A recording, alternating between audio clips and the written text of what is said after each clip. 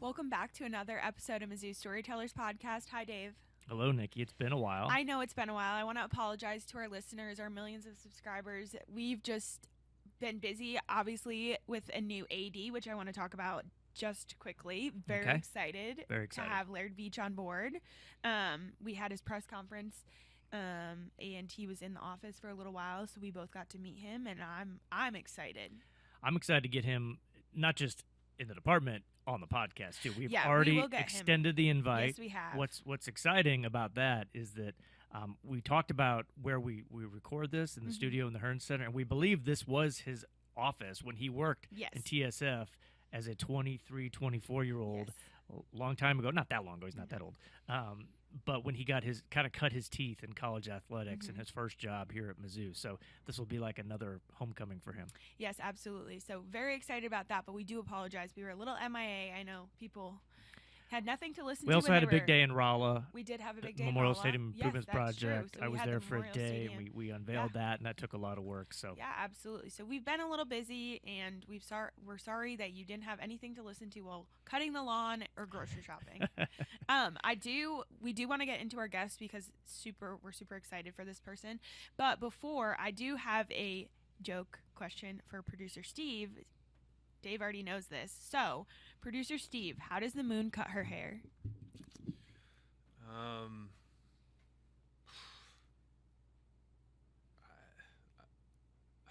have no idea. She eclipses it. Oh, see, okay. for all those haters out there, back to the eclipse. Yeah, I know. Since I've got a bad reputation these days. It's kind of followed you in the department. It has. Everyone now thinks I hate science. Can you just admit it here on the podcast? No, I will totally regret. No, I have no regrets. I have no regrets. I know you I'm do. not getting back into the whole eclipse thing. I don't hate science. I just wasn't that interested in the eclipse itself. But should we get into our guest? Absolutely. All right, let's get into it. He's a husband, father, son. He is innovative, an outside-the-box thinker, a fundraiser, a Florida native, senior associate director of athletics, chief revenue officer. He is Greg Hulen. Welcome to the podcast, Greg. Thank you, Nikki. Great to be here today. You excited? We're excited to have you on and share your story. Yeah, this is going to be exciting. I think you're arguably one of the most interesting people and the funniest people in the department. I'm very excited for this episode. I hope I can live up to your expectations. Oh, I think you will. I don't think anybody makes us laugh harder in the athletics department than when Greg gets on a roll. Yeah. You could do comedy. You could have your own Netflix special. So this is going to be a good one. There was a car trip to Kansas City very early in my time at Mizzou with Greg, myself, and Blair DeBoard, where I was in pain from laughing. And it was mostly I could see that. Mostly him. I could see it. So before we really kick into your story, explain to us a little bit about your role here at Mizzou Athletics. Sometimes it's easy for our listeners to understand what a head coach does, but not always what the athletic department administration does. So tell us about your role. Yeah, Nikki. I've been here since 2021 and have the opportunity to oversee and work with our revenue generation areas. And so those would be working with Blair and the Tiger Scholarship Fund, working with Sammy Swagger, who oversees our ticket team and does a great job, ticket sales team, working with Brent Lewis in the ticket office, and then serving as a liaison for the department with Josh Pell and Steve Sowers and everybody over at Mizzou Sports Properties. So really have an opportunity to lead and help us hit our revenue goals so we can make sure we can fund all the great things we do at Mizzou Athletics. Awesome. We call him Producer Steve in this space. Yeah, Producer this is Steve. Producer Steve. I just want to give him a shout out. Yeah, no, I appreciated the shout out for Producer Steve. We love to include him in this podcast. So, all right, tell us, you're from Florida, Sebring, Florida? Is that how you say it? Yes, but I think there's probably an important note that actually had spent about 4 years in Missouri before we moved to Sebring, Florida. My dad was a dentist in the Army, and we were stationed at Fort Leonard Wood, Missouri. So spent about 4 years there from probably around 82 to 86 in Missouri. And so when we came back here in 21, in a lot of ways it was kind of like a homecoming coming back here, where we'd spent a lot of time, and we lived on the base and would go down to Springfield for a big weekend at the Holodome and go to Toys R Us and the Battlefield Mall, and probably saw a lot of the most consequential movies in my life were seen there in the Battlefield Mall. So I remember seeing like Ghostbusters and Cocoon and a lot of things like that. I think I saw The Never-Ending Story there, which was really, kind of a trippy, fun 80s movie. So a lot of great memories occurred right here in the state of Missouri, and then we moved to Florida. But I always want to note that as I work at Mizzou, it's like things have come full circle in my life. That's awesome. I think I knew that, but I forgot about it as we sat down to talk about kind of your background. Realize that. Maybe I knew that and I just didn't put the connection together. So where were you born? I was born in Cincinnati, Ohio. Okay, and how many places did you live growing up? We lived in California, in Buena Park, California, for when I was very young, and then Missouri, and then we moved to Florida, and we kind of settled down there. So that's why Florida is like where you would consider home? Yeah, so we moved there when I was in 4th grade. Okay. And so stayed there and went through high school there, and was a great place to grow up. Yeah, tell us a little bit. I feel like you share stories, especially with Sammy Swiger, because he grew up in Florida as well. So the two of you will go back and forth about your time in Florida. Yeah, so Sebring's a small town north, kind of in between Lake Okeechobee and Orlando. When I was growing up there, it was a lot of retirement communities. A lot of people from Michigan and Ohio would settle there. And then also a big agricultural community at that time, a lot of citrus, a lot of cattle. And so great small town to grow up in. You kind of knew everybody that was there from sports or from church or from school. And so it was a great place, a lot of good values, and, hot. Florida without the ocean breeze is a hot place. So, you spend a lot of time outside, spend a lot of time sweating, but a lot of great memories, and really kind of created the foundation, for who I am and where I am today. I'm always kind of fascinated by people who kind of grew up in military families that have to move around a lot. Mm-hmm. When it seems like maybe then I would think when you're an adult, like it's natural or easier to move around when you're in a profession that moves around, or maybe it's just the opposite. You want to stick and grow your roots somewhere. What was it like for you? We'll get to all your career stops, but did you think, hey, I don't want to do that when I'm an adult. I want to stay in one place, or hey, this is easy, just pack up and move because I'm kind of used to it. Yeah, I think you go where the opportunity is. So I think you just kind of learn, as long as you have your family, you're going to be good wherever you are. So as we'll probably talk about more, have lived in a few places, but I think as long as you have your family and those that are closest to you, wherever you live is home. Yeah. And but I was fortunate that at some point, my dad got out of the Army, started his own dental practice in Sebring. And, we were able to be there for most of my grade school and then middle school and high school days. Mm-hmm. Did you play any sports growing up? Because obviously we work in sports, so Sure. We always like to ask, like, where did that sports kind of get involved in your life? Yeah, grew up, played baseball a lot growing up. That was a big thing in Florida.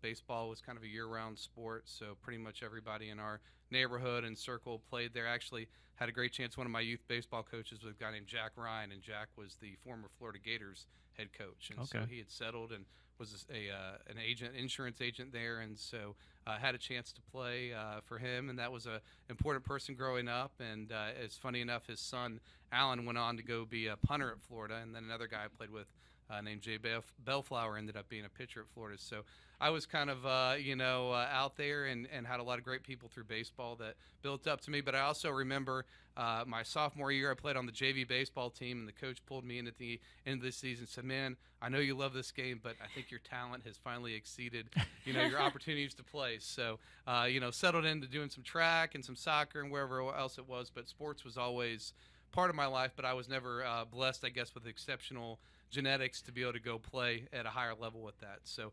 but love sports, growing up and collected baseball cards, watched, Major League Baseball, the NBA, all those things were on TV all the time. So it was always part of who I was doing, what I was doing. And, we were always out in the yard playing basketball or baseball or, touch football. And so probably a little bit different than it is today, where things are a lot more formalized.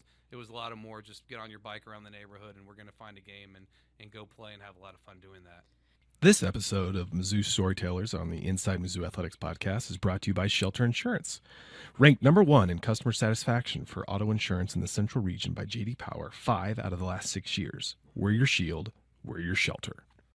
You seem to have a lot of Florida connections, but yet you went to FSU. So what was it like deciding you went in state, so And from everything that we've heard, you seem to have a great time in school. So talk to us about your decision to go to Florida State. Yeah, so kind of goes back to my dad's dental work. So they would have their continuing education classes in Gainesville all the time. So we'd spend a lot of time up there in Gainesville. We'd get off on Archer Road and stay out by the mall at a Days Inn out there and, go walk around campus and go to the mall and go see a movie. And then we'd get in the car and drive 3.5 hours back. And I think when it came time for college, Florida felt very familiar. Florida State felt a little more exotic. It was 5.5 hours away. Had only been there once before. Wasn't a lot of people from my high school class that were going to school there. So made the decision to go to FSU and had a great 4 years there and some really transformative experiences, both in terms of opportunities in the classroom, opportunities to work in the athletic department when they were kind of at the top of their game in football, and then obviously your friendships that you make that are lifelong friendships from a lot of different areas. At what point while you're in college at Florida State do you start thinking that you want to get involved in college athletics in some capacity? Yeah, that's a great question, Dave. So I took a fundamentals of basketball class, like a PE class, and that was in the Moore Athletic Center. And at the time, the Moore had like a basketball practice gym in there, and so they actually taught the class like in the athletic department offices. And there was a guy named Donnie Marsh who was an assistant coach for Pat Kennedy at the time, and so Donnie taught the class. And so had a chance usually after class I'd sit and talk to Donnie, and I think it was towards the end of the semester, and he said to me, "Hey, what do you want to do like afterwards?" And probably most college sophomores, you're kind of like, I really don't know. And so he introduced me to a gentleman named Rob Wilson, and Rob was the sports information head there at FSU at the time, and so had a chance to go work really for like 2.5 years, kind of doing anything that they would allow me to do there, in the athletic department, from doing defensive stats during football games to doing PA announcing at softball to playing the music at soccer. I was just kind of someone that kept showing up again and again and again. And so, really grateful for that group of people that just kind of gave me, because I'm, I guess in a lot of ways, a little bit unconventional because I didn't play college sports. I didn't have a parent or any relatives that were in that industry. It was just a matter of like keep showing up and keep, contributing to the good and building relationships, and things tend to work out pretty well. What a time to be at Florida State too for football. You had Bobby Bowden was kind of at his peak, and I mean I imagine that's the whole athletic world probably just revolved around that program at the time. Yeah, it was a really great time. There was Coach Bowden there leading the football program. There was Mike Martin, who recently passed away, who was the baseball coach and was a Hall of Fame coach. And so you had a lot of other track and field and softball. You just across the board, it was a time where they had a lot of coaches that had been there for a long time. Were winning championships. And so I think part of the reason that I'm probably in athletics today is just what a great fun time that was to be, at that university, and got to see the impact. When you work in media relations, you get to see, the student athletes coming in and out. So you got to see like a work done coming in and out. You got to see like Andre Wadsworth, who was a high draft pick. And so you get to kind of see the impact that the student athlete experience is having for them. But then I think also when you kind of work on the external side, you see how important it is for the fans, for the people that work in the university, and how when athletics is achieving at a high level, it really is, kind of a thing that brings everyone together and has an impact about. It's always about the student athletes, but it's also like, okay, wow, this really matters to a lot of people. And when it's done well, it's a point of pride. But when it has challenges, it really impacts negatively a lot of people as well. What's your best Coach Bowden story? Oh, my goodness. Dave, I can't think of one in particular. I just think I always appreciated with him like how he went about his business. He was a man of faith, a man of integrity.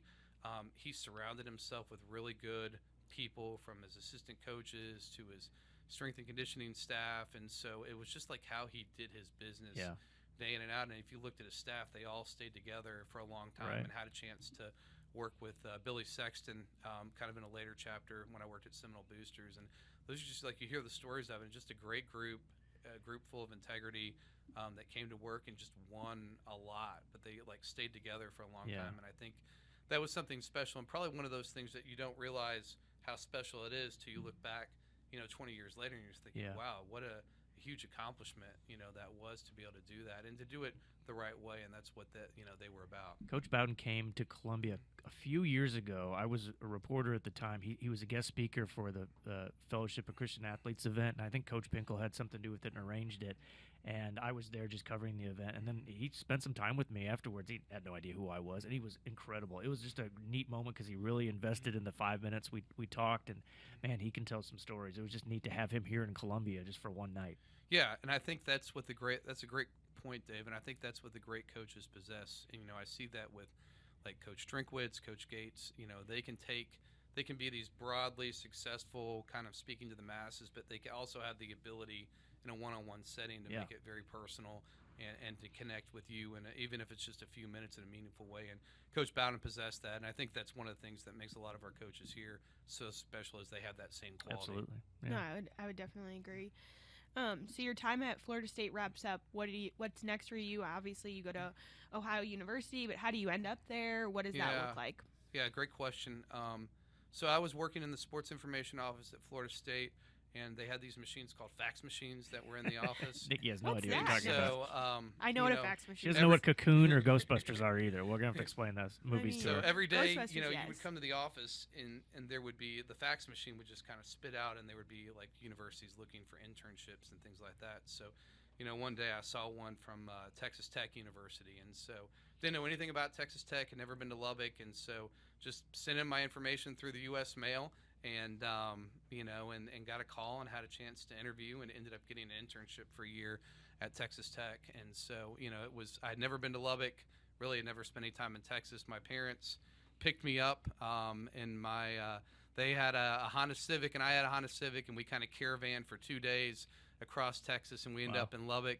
I roomed with a guy named Blaine Beal who works at Texas Tech now in their communications office, and room with him, great guy, and so he had extra room and let me stay there, and so unload all our stuff and go there for a year, and worked at Texas Tech. So Spike Dykes was the head football coach and a great guy and really kind to me, and a guy named James Dickey was the head basketball coach, and it was a time where it was a small department, that competed well at a national level, and just a lot of really interesting people. Cliff Kingsbury was there as redshirting as a quarterback, and he would come in the media relations office, and so I was a intern there and worked with a few of their sports, but got a chance to interact with some very interesting people, and so that was a great year. Really appreciated my time in Lubbock, and then had a chance to go to grad school at Ohio University, but also kind of came out of that experience knowing, okay, like here are some things that I think I like, here are some things that I don't like, and so was able to go to grad school, was there for 2 years, and probably the best thing that came out of grad school is I met my wife, Lindsay. She was an undergrad there, and so we met when we were in school. We were both involved with an organization called Campus Crusade for Christ, and so we met at a spring meeting. We went on a hike together with a bunch of other people, and we just ended up talking on that hike for a long time, and we just ended up talking that one day, and then 22 years later almost, we're still talking to each other, which I guess is a good thing. That's great. That's great. We met and dated for 6 months and got engaged and then got married like 6 months later. So it was a quick courtship, but one that, ended up working out okay. And we'll get in a little bit. And I didn't realize, I knew from your bio, obviously we do our research, and I know you from working with you for the past 3 years, but I knew Texas Tech was there. I just didn't know where it fit in. So I didn't realize you went Florida State, Texas Tech, and then you went to Ohio University. So that's interesting, and you did that internship and learned a lot, obviously. But yeah, when you met Lindsay, did you tell her, hey, I want to work in sports, I might move around a little bit, or how did that go? She just was like, oh, sure, I'm along for the ride. Yeah, I was in grad school and then got a job. So when I got a job about 6 months, probably less than that, about 4 months after we started dating, and I got a job with the Cleveland Cavaliers, and so they had a college sports division that was run by a guy named Chris Fuller, who would kind of go on to have a big role in my life, and so they were doing multimedia rights for different college teams. So they had Miami University, they had the Mid-American Conference, and Bowling Green, and so the guy that I worked for at Texas Tech, a guy named Richard Kilwine, introduced me to Chris and said, hey, they're looking for somebody to come and be the GM for the multimedia rights property at Bowling Green. Now, my sales experience at that time was very limited. I had sold tires at Montgomery Ward's in Tallahassee in the parking lot, and that was it. And so, but, I went up there and interviewed with Chris, and he gave me the job. So I was, out there, and all of a sudden I'm like there, and I have essentially my own business. And so, went to Bowling Green after Ohio University, and just had a chance to be there for 4 years. It was sometimes you're in the right place, right time. They had hired Urban Meyers, their football coach, and so he was kind of on taking them to greater heights than they'd been in a long time. And Dan Dockich was the men's basketball coach, and had a lot of other really good coaches that were there, and had an AD that, even though I wasn't part of the department, gave me a chance to be on their leadership team, to have an office there in the athletic department. A guy named Paul Krebs, who's retired now, but Paul was really good to me and gave me a chance to do that. And then we had some other people like David Saylor, who's the AD at Miami, Ohio, and Jana Blay, who works at Northwestern. They were all kind of future stars in college athletics that were all kind of coming up at the same time. So it was great to, even though I was outside, have people that were investing in me, on the inside within athletics as well. What years were you at Bowling Green? So I was there from 2001 to 2005. We say this all the time. We have guests on that there are moments where we could have crossed paths before we knew each other. So I covered the Missouri game at Bowling Green. I think it was 2002 because Urban Meyer was his second year. Yep. And Missouri lost that game. Urban Meyer had a really talented team, and he was a really good young coach. And were you at the game? It was raining really bad. Yeah, I remember. So who knows? Game. We might have crossed paths. You could have crossed paths in the restroom, in the press box, or something. Wow, you just never know. Because I remember that Urban's first year in 2001, the big win that they had was they came to Missouri. Gary Pinkel's first game. And if I'm not, I may be Coach, wrong. if you're listening. I know that game was, I think it was rescheduled because of 9/11. And so they had to end up they were scrambling. Everybody was to find a game, and they were supposed to play at South Carolina, and they end up coming to Missouri, and that's Urban's first year, and they win at Missouri, which was a really kind of a signature win. And they went on in 2002, and Missouri returned the game, which was really an unusual thing at the time to have a Big 12 school coming into a MAC stadium, and they seated about 30,000. But I remember that was our whole push that year from a marketing standpoint. We had to get a full stadium for them to play, Missouri at home. And so, ended up winning that game, had a really good year, and then Urban left after that year and went to Utah, and kind of the rest is history. But it was an interesting thing how Missouri kind of, connected into that overall story here. But I remember beating Mizzou at home was a big deal for a program that, previously had not been very good. I mean, it was kind of inconsequential. Their weight room was in a racquetball court. And so when you think about that, you're just kind of the scrappy school, and you have a coach that comes in and transforms that. And so it was a really interesting, there was a lot more going on there than I realized. Again, kind of like Coach Bowden, you don't realize you're part of something really interesting until you look back on it later on and say, wow, that was a pretty big accomplishment. But Missouri was, that was kind of part of the story, kind of leading, today. But Dave, we probably might have walked by each other in the restroom or whatever. And that was a big one.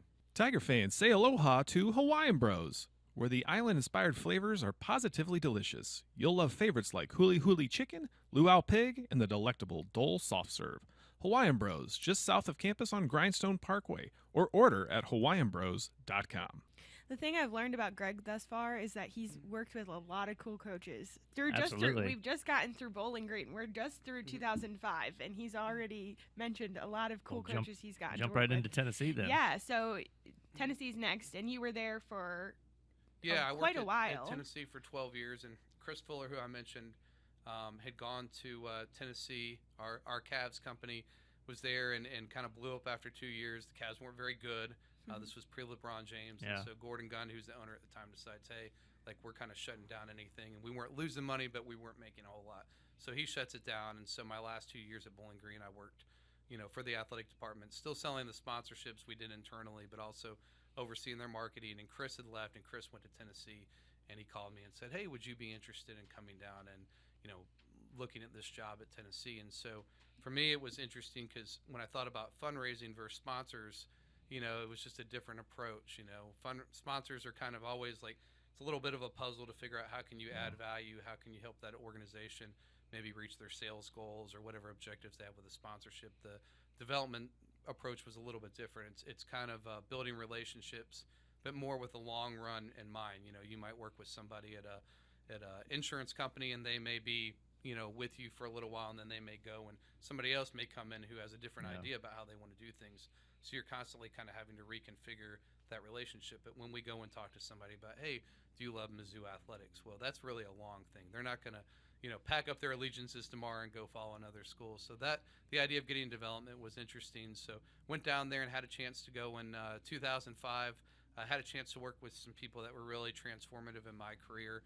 Mike Hamilton, who passed away recently, who is a great guy. So he really was the AD there and invested a lot in the development staff because he had come out of the development staff. And then John Curry, who went on to, he's now at Wake Forest as the athletic director, was really good and invested a lot of like teaching and learning. And as we think about Laird Veach coming in, it's kind of interesting because John was the head development at Tennessee and then went to be the AD at Kansas State. And so Laird and also Blair worked with him there. So it's kind of interesting in college athletics, so how times all the past and kind of teaching and things like that, cross in there together. But it was a very interesting time to be at Tennessee. Coach Fulmer was there, Coach Summit, they were kind of both, at the top of their games at that point. We hired Bruce Pearl the second year. Bruce came in and did a great job. And so we were really able to learn from a development standpoint, like how we could transform facilities. And I think that's one of the things that we've tried to do here at Mizzou, whether it's with the North End Zone, whether it was with the Mizzou renovations. Things I learned from Mike and John were like, when you have windows of success, you have to capitalize on it. Yeah. You have to have plans. You have to go out there because things change quickly in college athletics. We would see that at Tennessee. Coaches would, think a coach would be there, and then, things would change, or, an athletic director might change, or, sometimes, just something changed. So you have to go hard in those windows. And so, when Philip was having success, started the Neyland renovations that are still going on now. Coach Pearl and Coach Summit were really at the top of their game, and we were able to work on building a practice facility and renovating their stadium and really making, things really change there. And I think that was a really good lesson that, we've been able to carry forth, here at Mizzou. Yeah, a lot, and so many experiences that when you're there that long, you kind of saw it all. Like everything that could happen here in some way, you probably experienced in some way a version of it at Tennessee, and you talk about that experience a lot. So that has to be. We had Rachel Blunt on a couple weeks ago, and she talked about how at the Group of 5 level, she learned a lot that she can apply here when we have more resources than she had. But Tennessee at that time had a lot of resources, a lot of potential, and I'm sure a lot of the lessons learned there you can apply here when we're trying to get to that place where maybe Tennessee was at its peak in some of those areas then. Yeah, and I think it all comes back to people. Yeah. Whether it's student athletes, whether it's working with your coaches, in our world it's working with donors and creating meaningful relationships, because those meaningful relationships really become friendships that give us the opportunity to really change the trajectory of a place there. And so those were kind of the lessons that were learned there. So it was a great 12 years. Really appreciated what that is. All 3 of our kids were born there in Knoxville, and it was a great time. And I think what I also learned was really an appreciation for the Southeastern Conference, and it's a very collegial conference. You can pick up the phone and somebody from another school will help you out, but they also want to go beat you, on the field or on the court. And so I do think that's not the same everywhere. And so, again, when we were thinking about the opportunity to come to Mizzou and be back in the SEC, I mean, what an appealing place. We are so fortunate, that in 2013 that Mike Alden and Don Walsworth and other people that were involved in that process had the foresight, Steve Owens, to be able to get Mizzou in this conference. And we are so well positioned today because that decision was made. So, but I remember being at Tennessee and hearing that Mizzou was going to join the SEC and thinking, okay, that's an interesting, that was kind of a little bit of an interesting surprise there. But, the more that I've been here, the more I realized what a great, decision that was made, because you're in a really, 18th highest populated state. You have a great all AAU institution. The potential here was off the charts. And I think that was realized the first 2 years in the league when Coach Pinkel came in and won those 2, got to the SEC title game 2 years in a row, and everybody kind of stood up and said, wow, Mizzou. I remember being there when DGB caught the ball in the end zone in the double overtime game there in the north end zone at Neyland Stadium, and being like, wow, that's like, these guys are for real. They're going to be, not to be messed with here. No doubt. This episode of Mizzou Storytellers on the Inside Mizzou Athletics podcast is brought to you by Sophia's and Addisons Restaurants. Sophia's and Addisons Restaurants are great local spots to visit before or after all Mizzou home games. Addisons has 2 locations in Southwest and downtown Columbia and features over 20 beers on tap, including local brewers and, of course, their famous Nachos Bianco. So remember, before or after the game, stop by Addisons. You were there for 12 years, and then Florida State calls. Yeah. So what is it like having spent 12 years at a place? You seem to have great memories. You did a lot there. I'm sure that you were rocking and rolling, but then your alma mater calls. So what is that decision like? And did you expect to get back to Florida State? Was that ever a goal of yours? Was it something in the back of your mind?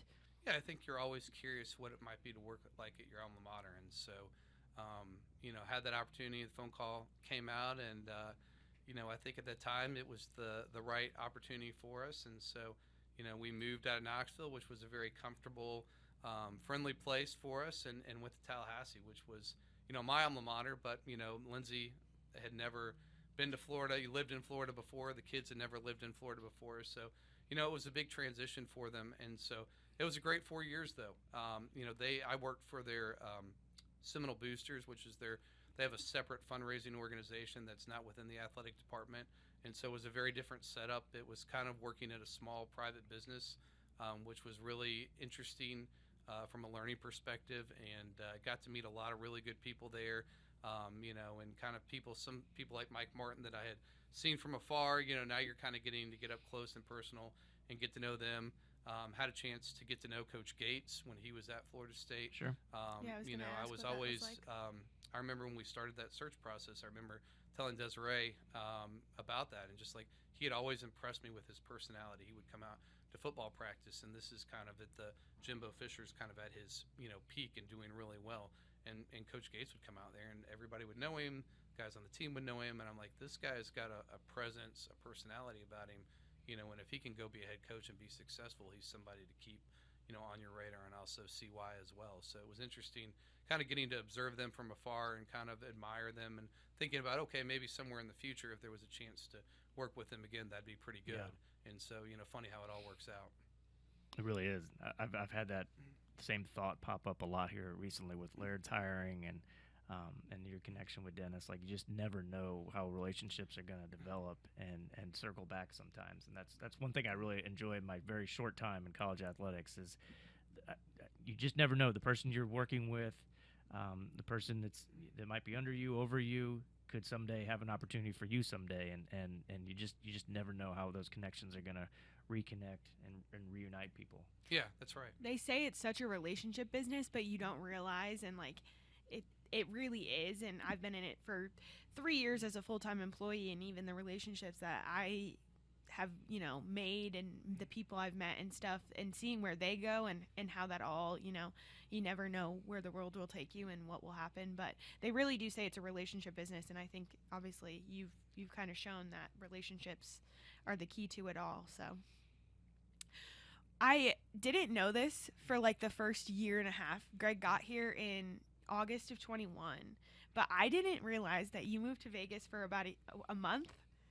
Yeah, so I was at Florida State, and the athletic director there at the time, and I had worked together at Tennessee, and so she called and said, hey, would you be interested in a job? And so I said, I'm pretty happy at FSU, but Vegas was kind of intriguing, and so it's Lindsay very and I different. I fly feel out like to Vegas, and we look around and we think about, okay, college athletics is changing. NIL's coming to the forefront. Vegas just got the Raiders. UNLV is going to be playing at Allegiant Stadium. You always kind of look, I think sometimes you want to buy stocks that are low priced.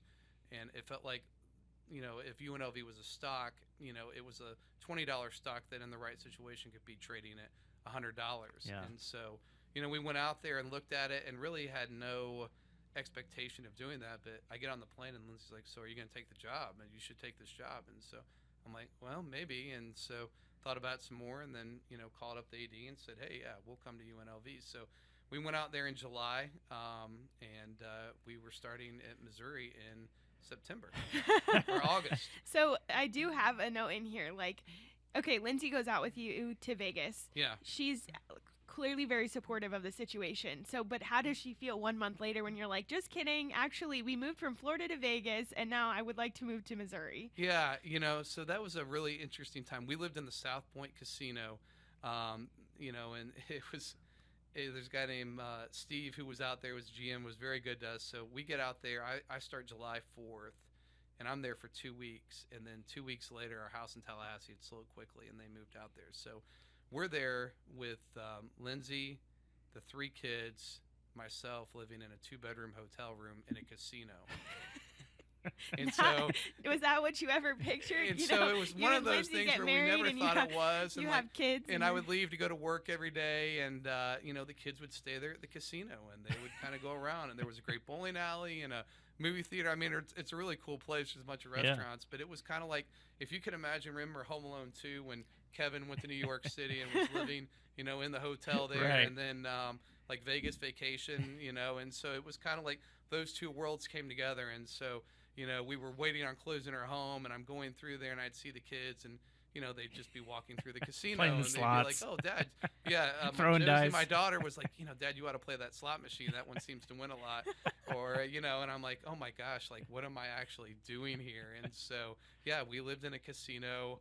We slept in this small hotel room, and we made it work, and then we moved into our home, and we'd been in the home for about 2 weeks, and got a call that the athletic director was taking a job at Missouri, and that was a very interesting moment when I had to go downstairs and tell Lindsay that boss had just decided to go to Missouri, and so we weren't guaranteed that we were going to be coming anywhere. All I knew was that we were in Las Vegas. The kids had started school. They're in middle school. We've kind of gone through all the tears and anguish of moving from Florida to Vegas with them, and so everybody's kind of settled, and we're living in a good place. And all of a sudden, kind of the world flips upside down again. And so I remember that being one of the more surreal moments, because we were there. My last day at UNLV was their first football game, and then that was Labor Day weekend. I remember sitting. We had a pool outside. We had put a TV out there watching football, and then that next Monday, I'm on the plane coming out here, and then I blink, and we're on the plane flying to Kentucky, and sitting there with. Tim and Crystal Elliott across the seats. They're great donors who've done a lot for us, and a few others. Greg DeLine and a few other donors are there, and I'm sitting there thinking, how in the world did this happen? Because it really felt full circle, because we would play Kentucky every year. The last game of the season was there. Tennessee would play them, and so now here I am back in Commonwealth Stadium, and we're playing Kentucky, and you're back here, and it's just it was almost really surreal. But we were very blessed that there were a lot of people, especially here, people in Columbia, that really rallied around us. People we'd even know, Sir Harper, Greg DeLine helped out with some things. Lived with Ryan Coslin. Yeah, that's what my next question is. How was Ryan Coslin as a roommate? Oh, Ryan Cos was great. And he was just a great friend and sounding board. And but it was just a crazy year. How do you? And this, I've always wondered this, because I've switched jobs 3 times in my kid's lifetime, but we've never had to move. It's always been here in Columbia. How do you have that conversation with your kids, knowing that you're going to have to move them around, and then to do it twice in such a short amount of time? Yeah, that's a good question. I mean, they had a great Christmas that year. Yeah, I bet. If they'd asked for a pony, I probably would have gotten it that year. I don't know what we would have done with the pony after Christmas Day, but I'll say this, Lindsay, the kids have been incredibly resilient, and I think that if we had moved anywhere else but Columbia, it may have been different. Yeah. But I think they came here. The oldest 2 went to John Warner. Our youngest went to Beulah Ralph. They had some really good teachers. They both played on the basketball team their middle school year, and there were just a lot of people, at John Warner, at Beulah Ralph, that just really rallied around the kids and kind of helped them, have a good kind of transition period, because they had gone to school for a month in Vegas. Yeah. So now they're pulled out, and now they're in another school with that. And so, again, we're just incredibly blessed that, this community, it's a special place, you know, and people kind of heard our story, and it was very unusual. And, we like to laugh and make fun of it, but, it was a little bit of a trying time.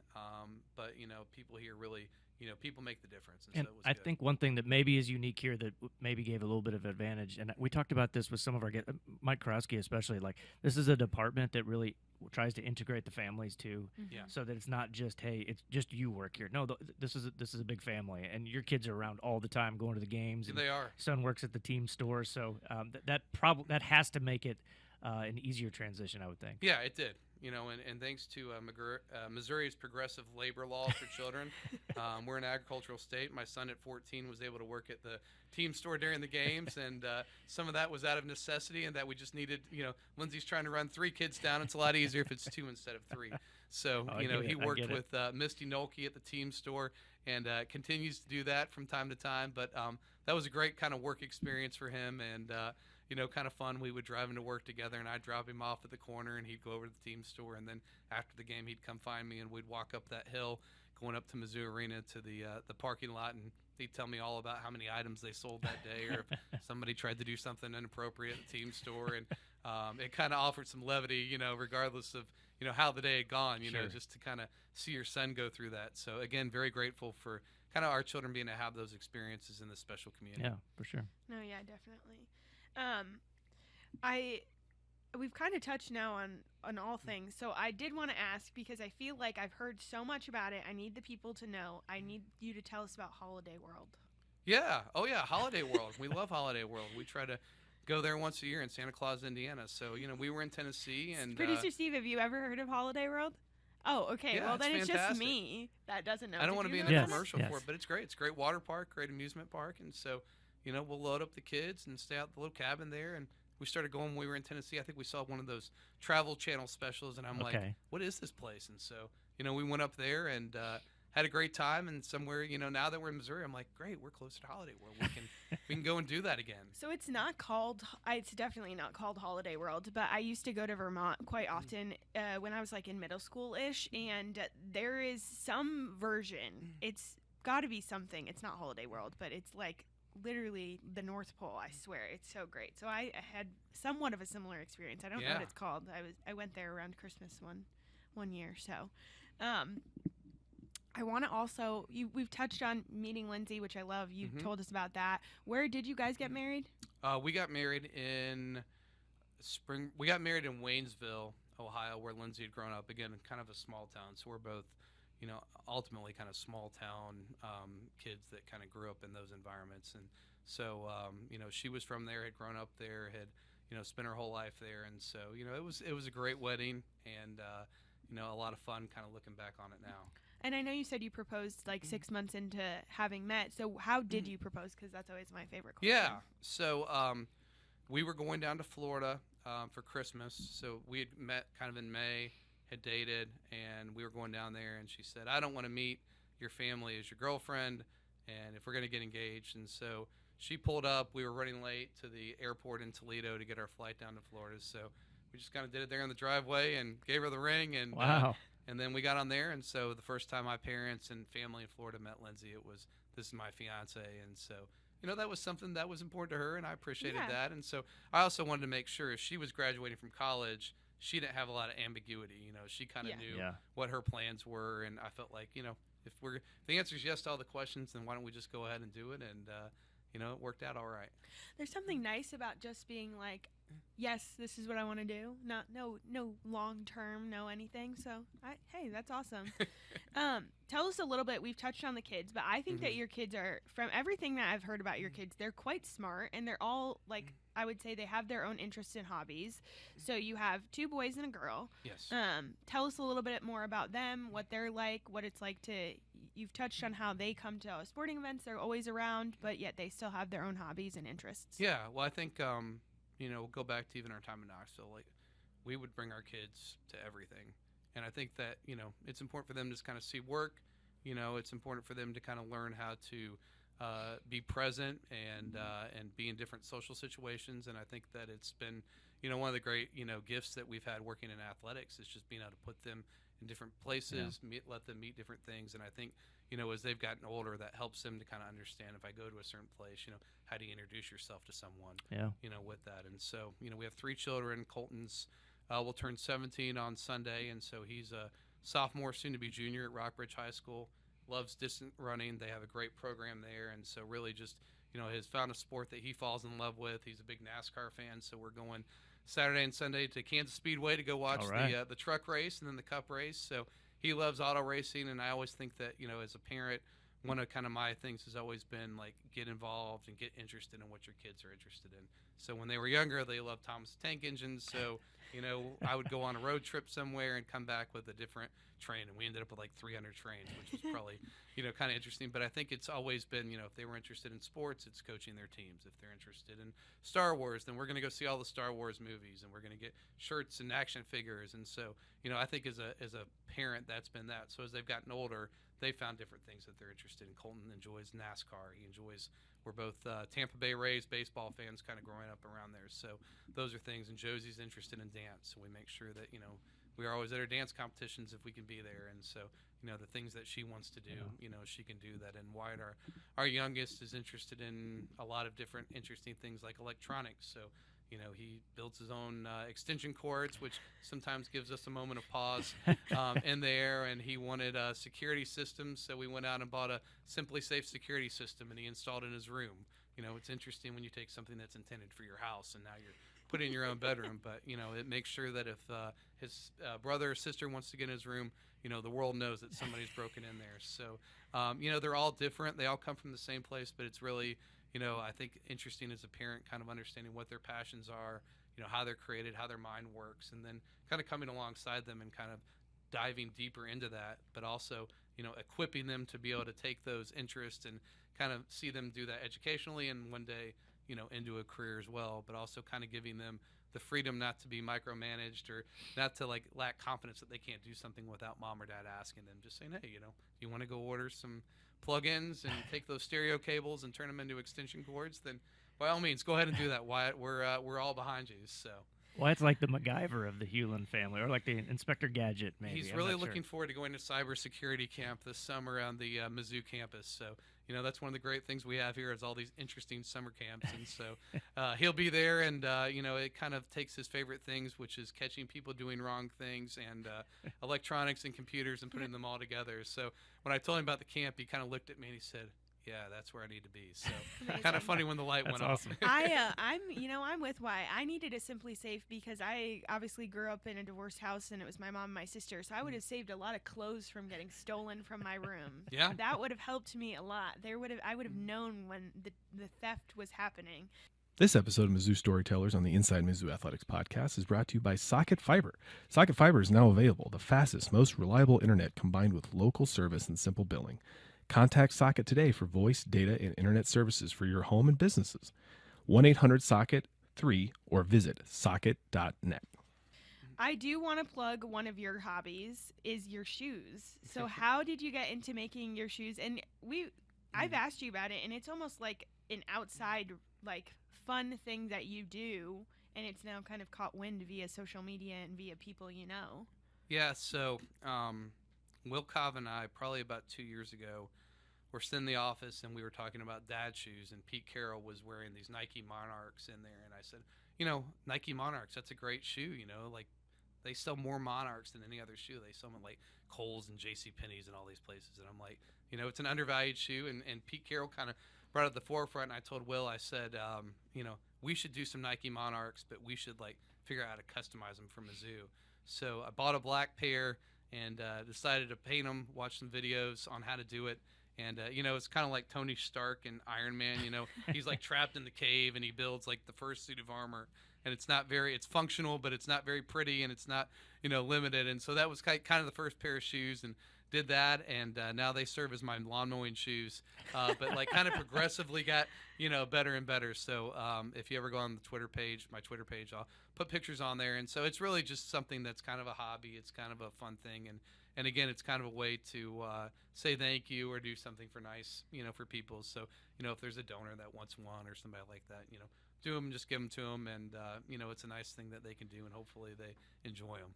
I recently saw you integrated into another school, too. So you've expanded from just Mizzou. You're out here. It's becoming an SEC entity over here. Yeah, there was somebody from another school. We were in a meeting, and they said, oh, what's your hobbies or something interesting about you? So I mentioned this, and then somebody at another school told one of their donors, and somehow that donor reached out to me through social media and said, would you do this? And so I told him, yeah, if you send me a pair of shoes, I'll be happy to try one out. Quite the side hustle we've got here. Seriously. You're out here just creating shoes and all that. So Greg is also the department expert on the AI. Yes, he is.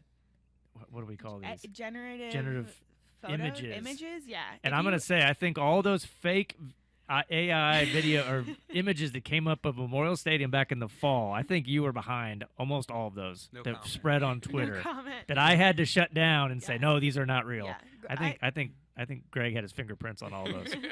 Greg said, "This is where he says the no volcanoes comment. and the lazy rivers and the giant rock M, giant rock M, massive rock M. Unfortunately, I was not. But, roller coasters. Yeah, no, but you do love your AI generative. I feel like.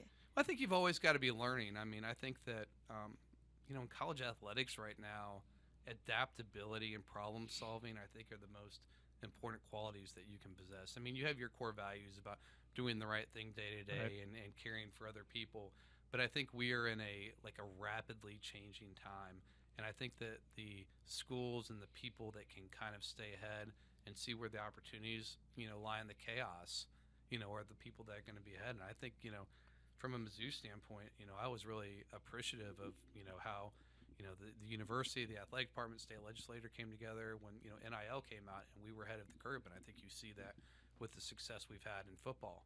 I think Coach Drinkwitz, I have a lot of respect for him because he's a guy who's always ahead of the curve. And so I think that when you have that, I'll go back to being a Tampa Bay Rays fan, and I always think they are very unique in that they don't have the most resources, but if you look over the last 10 years, they've been consistently in the playoffs. So how do you play the game in a unique way, in a problem-solving way that allows you to compete, whether you have a lot or whether you have a little. And so, I think those are the characteristics that the people that are going to excel in a changing environment possess. And so whether it's AI or, trying different things or different strategies to fundraise or to sell tickets or things like that, I think you always have to be thinking. And I also think that, reading, talking to people, and it's not necessarily people in athletics. A lot of your solutions, unique solutions, come out of other industries or other books. I think we have to always challenge ourselves, not to just talk to our colleagues, but who are the people in business and other areas, artists, other people that are doing it differently, and we can understand how they do that or what's the thinking behind it, and then we can integrate into what we do here at Mizzou Athletics. Absolutely. You teed your rapid fire questions up great, but before we get to that, what do you want people to know season ticket wise, and then with the announcement of the North End Zone, what do you want people to know for the upcoming season? How can they get involved? Yeah, I mean, I think if they're interested in learning more, they can always visit our website, the TSF website, which is tsfmizzou.com, and just encourage people. Mizzou is a special place, and our ceiling is unlimited here. But our ceiling is only going to be limited by the number of people that we can get involved with us. And so, when you look at, our state, we have enough people here. I think we have the 5th most graduates in the SEC. So we can invite them to be part of what's going on here. And the more people that raise their hands, whether it's giving $20, a year, whether it's buying tickets, whether it's coming to a softball game, we can really put Mizzou, in my opinion, right at the top of college athletics. But really the part that's going to allow that to happen is our coaches are going to have to do their part, but we need to, as a staff, reach out to everybody and get them involved. And if we do that, I think Mizzou can be as good as anybody in college athletics, and that's what's exciting, and that's what makes it fun to come to work every day. And as we record this, I mean, football season ticket sales, we get updates every day are incredibly promising at a pace that Mizzou has not seen in a long time. Yeah. Well, I think it goes back to what we talked about, Dave, kind of going back to, you have to capture the moment. And when the football team walked off the field in the Cotton Bowl, I remember we're on the bus riding back, and we're texting Sammy, texting Brent, texting Blair, and say, this is the moment. We have been waiting for a long time for Mizzou to kind of be back at the top of the college football world. And that moment happens, but you have to have a plan. You have to have hard work. You have to have endurance. And it's easy to sell in January and February, but can we still be working with that same kind of creativity, hard work, perseverance, customer service in June and July? And that's what we challenge ourselves to do every day, because this is a special window for us, and this is a chance to kind of take Mizzou. We've been building incrementally each year, but this is our chance to take a big jump. We saw it a year ago in basketball after Dennis's season when they went to the NCAA tournament. We grew by 30%. Can we do that same thing in terms of season tickets, in terms of getting more people involved with the TSF, in terms of getting people involved in supporting the North End Zone project. And it's just important to get people to raise their hand and take the first step. Yeah. The person that gives us $1 million this year, you have to step back and remember they probably 20 years ago gave us $200 or maybe $100.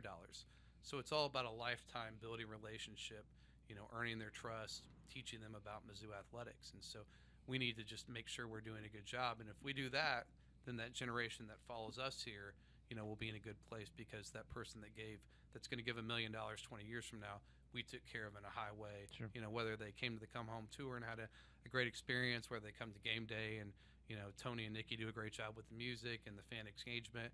If they're able to get in and have a fun time with their family, those are all planting the seeds for the future success that Mizzou will enjoy for decades to come. Mm-hmm. Yeah, definitely. All right, rapid fire. Yeah. Favorite restaurant in Columbia? Favorite restaurant in Columbia would be CC Broiler. You and the men's basketball team, but they always love CC's. Favorite ocean animal? Favorite ocean animal? I would say it's a ray.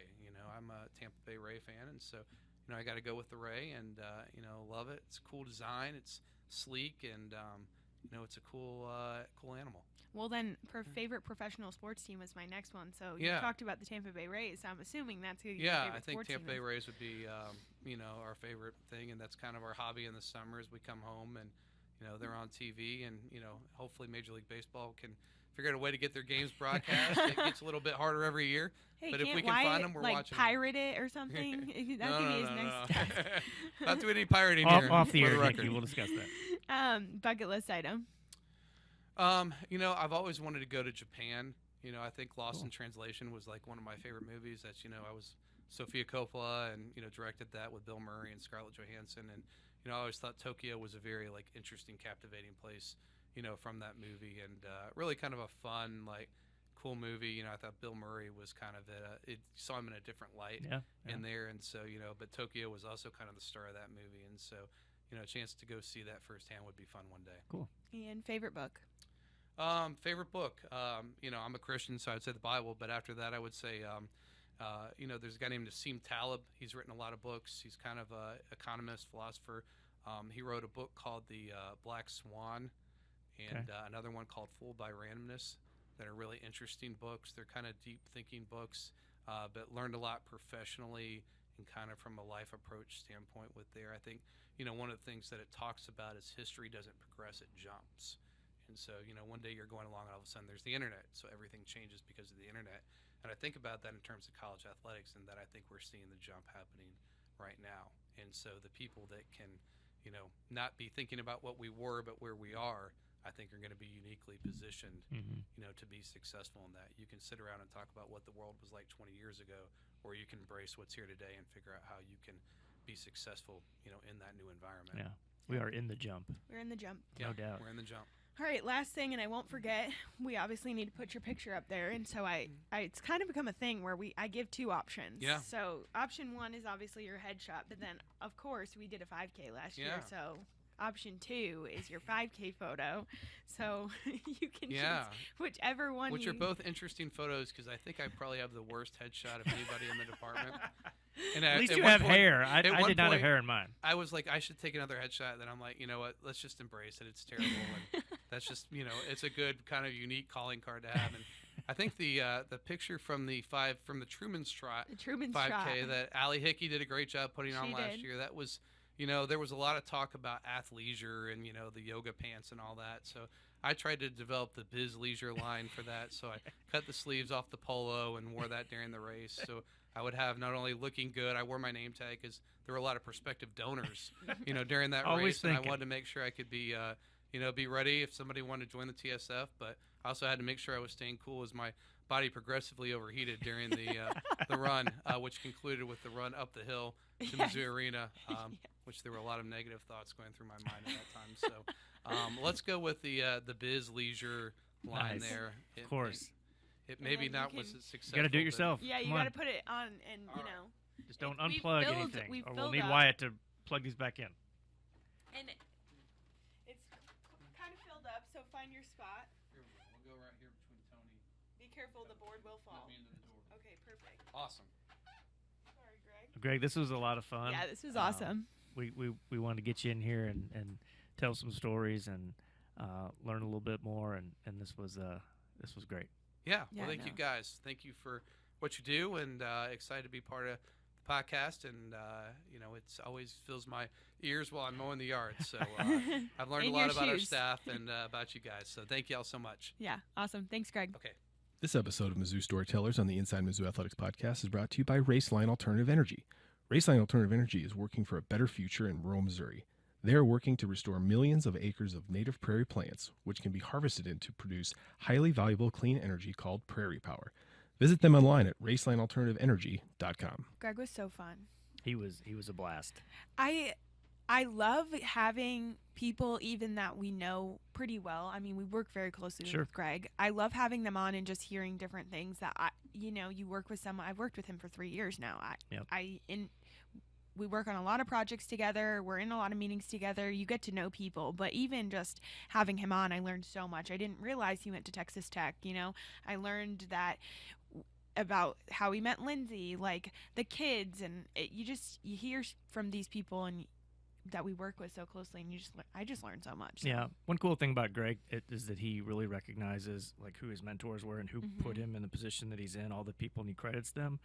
It reminded me, so earlier this week, Norm Stewart was inducted into the it's the state, I got to get the name famous Hall of Famous Missourians at the state capitol. I was really fortunate to be there with some of our colleagues, and Coach Pinkel was there, President Choi was there, and a lot of former players that played under Coach Stewart.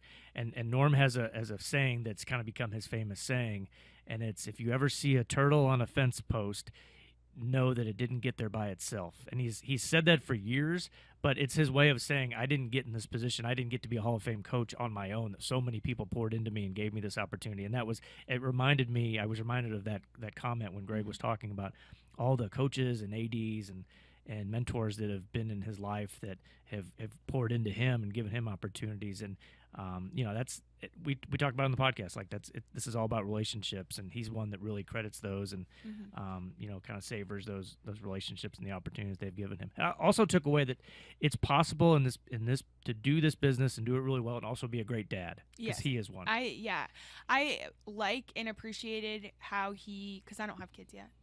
Shocker. No. I appreciated how he said, like, I invest in what my kids are interested in. I think it's, for me, like, I work a lot, and I'm working on the work-life balance thing, and I know I want to have kids one day. I want to get married, and it's really easy to just, like, involve your kids in work, I would say. At least from my perspective, like, I could see it being so easy to say, come to this sporting event, come do this with me. But it seems like he really takes the time to invest.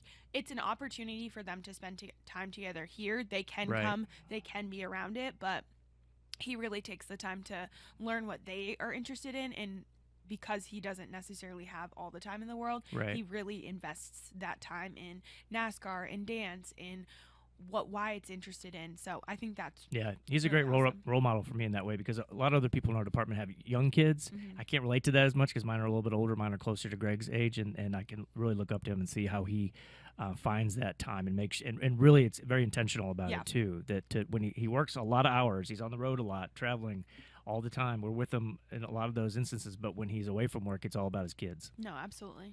What else do we have? Well, we did have a conversation with Greg yesterday, so we went to Moberly, Missouri, and so this is what I want to touch on, and if you thought you were going to get away with it, sorry, too bad, so sad. But I learned something interesting about Dave Matter.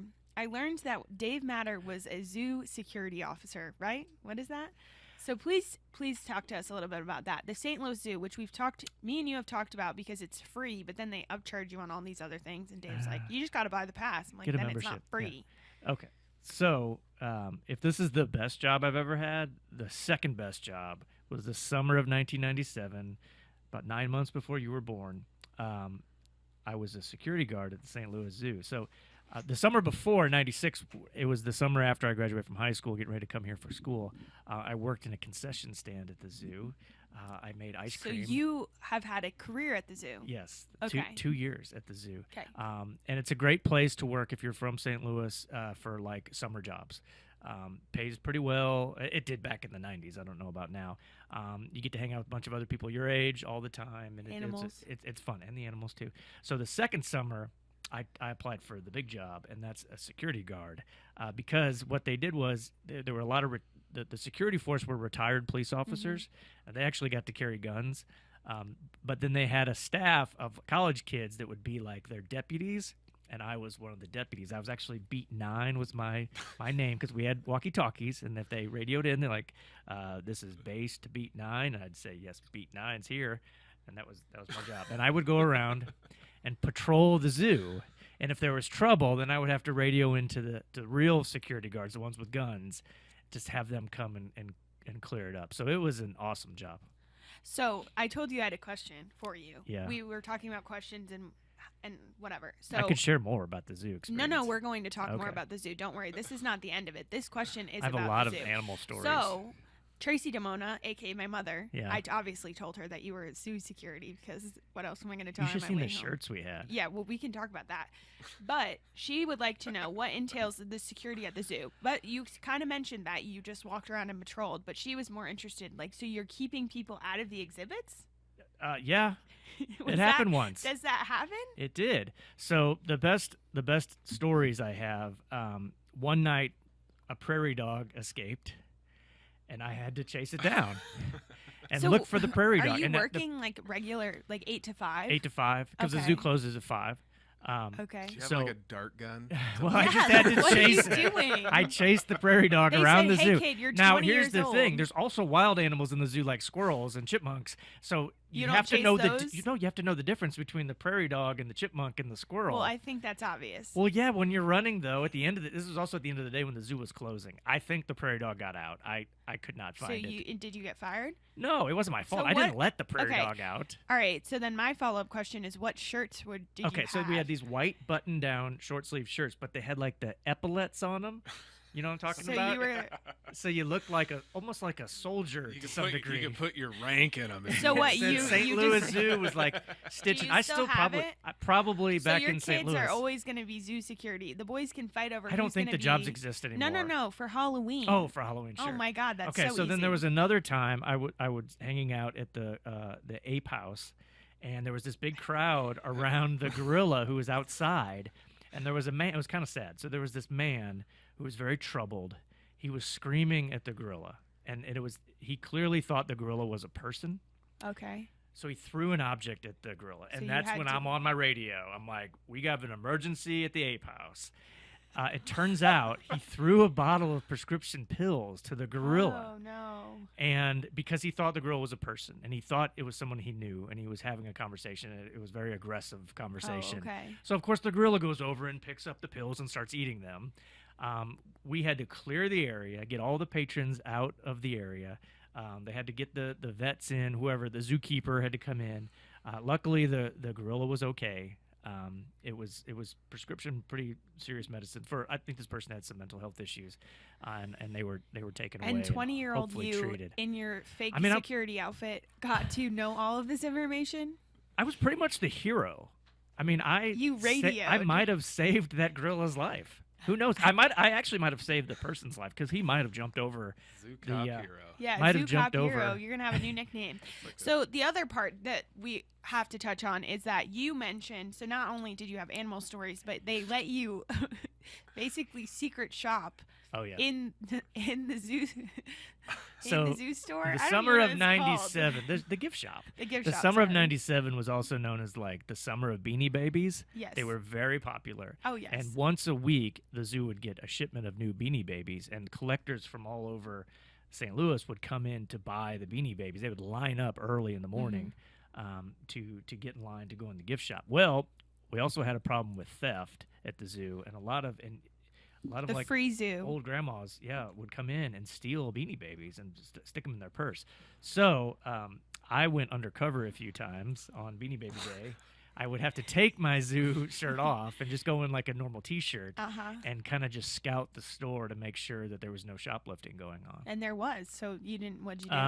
Not I don't remember witnessing any. So they might have been intimidated by me a little bit, walking around and might have thought I was, undercover. Or, do you have fake mustache on? Yeah, like sunglasses and a hat, and he's just standing in the corner. It was an awesome job. And then Unabomber over there. Just after lunch, you get a little Seriously. tired. I was also like a college kid at the time, Yes, so like I that's had why I'm an not active sure. social life. So it's 4:00. I knew all the good places where you could take a nap and not get caught. This makes sense as to why you like the zoo so much. I do. Did you I've been to the zoo countless times because I worked there every day for 2 summers. Well, yeah, so I would probably have never gone back to the zoo. But anyways, did you happen that summer to take anyone on a date there? Like, did you just go to the zoo? Did you get perks for working at the zoo? Did you get a discount in the gift shop on soda? Maybe. I don't really remember that. I think so. Oh my gosh. Maybe. Interesting. But see, now also at night at the zoo, they would host concerts and special events. And if you worked security for those, you get paid extra. So the big highlight was that summer, you probably don't know this band, I'm sure producer Steve does, Air Supply, the band. Oh my god. The great yacht rock band. Yeah. They played live at the zoo, and I was their security. I stood next to the stage like this, arms crossed. Just made sure there was no trouble. If you have a picture, I would really like to see it in your zoo shirt, or even if you still have your zoo shirt. The zoo shirt and my ads from when I was a male model. Yes, you still owe us child both model, of not those. male model. So I Quite want to the go. resume, Mr. It Matter. is. Yeah, seriously, I'm learning so much. I did want to go the Beanie Baby craze thing. My mom, I know for a fact that we had a lot of Beanie Babies as a child. So I do want to ask what your favorite beanie. Did you have any? No, I didn't have Oh, any. you didn't have No, any? I wasn't into that. I was like 19 at the time. tons. Why would I be interested in Beanie Babies? Well, I'm mad because we had. So the principle of the conversation with my mother was that I knew we had a lot growing up, and my mom said that by the time my sister and I were born, there was so many Beanie Babies. They started out whatever as the bigger ones, and then they became the little collector ones. Yeah. And so my grandma is the best at getting anything that you want. So if you want something and it's really hard to find, she's really good. So my mom, and she's a little bit OCD. So my mom, I guess, must have mentioned that she wanted my grandma to look in. At that time, I think she was living in maybe Annapolis. Hey, I can't find X Beanie Baby. Can you look? And so then my grandma took it upon herself to get every rare Beanie Baby because she loves a challenge too. So she got every rare Beanie Baby. And then I guess McDonald's came out with mini Beanie Babies. And then she also made it her mission to collect all of those. So I think it was more of just a task or a challenge. I think that we called it Pig Bowl. That's the red one I have it pulled up here. I think that was my favorite one. Yeah, they looked like the Chicago Bull. Yes. Yeah. Oh, okay. Do you know Well, I which hope one? she paid full price when she went to the gift shops around. I know. Well, around when you New say, England. No, I don't think she would steal. She's not. She is. You'd be surprised. Yeah, no, I don't think Not that's her about your style. family. Brought the but- worst out of people. Yeah, I guess. But yeah, so very interesting thing to learn is that It was the a fun zoo. drive back from Moberly. You pulled that out of me. I'm oh not my sure god, how. I learned so much. All Okay. right, did you? I have a any real questions? question. I had a real question. That was from my mother. No, I mean okay. I mean about what we talk about here. Oh, we don't talk about the zoo. Keep going. Let's go back to the zoo. What was the best thing to eat there? Yeah, and what was your favorite animal? Exhibit. We'll see. So Pork slider. What do we talk? I like the Ape House because they recognize the shirts, and normally they're sitting there very docile and look like the they're bored. gorillas. Yes, and when I would walk up to the glass when wearing my work shirt, the girl would come up and just bang on the glass like crazy because he saw me and recognized me. And I don't know if he knew me, but he knew the shirt because the workers who would feed him would also wear the shirt, so he'd get really animated, and excited. So it got to the point where I could I would go in the Ape House and there'd be some kids, a school group coming in, hey kids, watch this, and I'd stand up and then they'd bang on the glass, and it was it was pretty fun. It's like a little card trick. I have no words. I have 0 words. What was your favorite food at the zoo? I didn't really eat lunch there. I would go somewhere else. We'd get a lunch break. And, it's not exactly known for its great cuisine, but when I did work in the concession stand, I had to do the soft serve ice cream and serve that. I did that all day long. Oh, yeah. I was pretty good at it. Were you upset when Dippin' Dots got introduced? Yeah, So it that, took away that your- was took away post your my big role time with the soft there. serve? But the Yeah, soft serve seriously. was still really, really popular. And and I had to run the cash register. And you got I have some stories about some fellow employees that did maybe weren't the best at keeping money straight in the with the cash register. Well, we won't expose them. All right, what's your question now? Okay, back to on topic here. Someone's asking me, what can fans expect from the Come Home Tour stop in St. Louis? We've got one more. A party. It's going to be big. There's like 650 people going so far. Yeah. It's our biggest, I think, it's our biggest come home tour stop ever. Chicken and Pickle. It's May 9th. May 9th, St. Louis. St. Louis. It's Laird, technically St. Charles. St. Charles. Chicken and Pickle yes. in St. Charles. We should have student athletes and coaches. I believe that Laird will be there. Laird Beach will be there. Yes.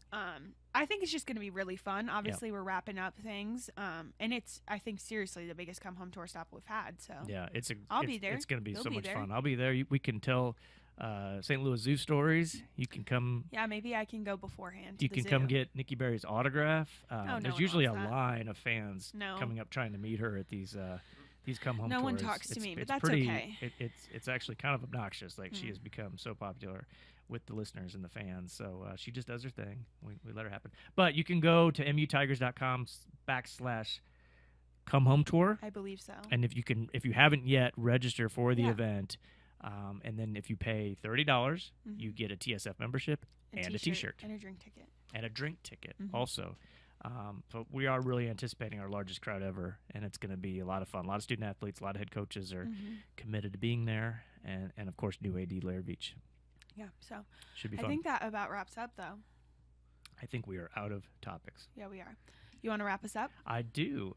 First, though, we got to remind everybody, you need to like, subscribe, and comment on our podcast wherever you're listening to podcasts. That helps other listeners find our podcast, and then we can just have a whole lot better product for everybody and much easier to find. But everyone has a beautiful story to tell as long as you ask the right questions and are willing to listen. This is Mizzou Storytellers. I'm Nikki Berry. And I'm Dave Matter. We'll see you next time.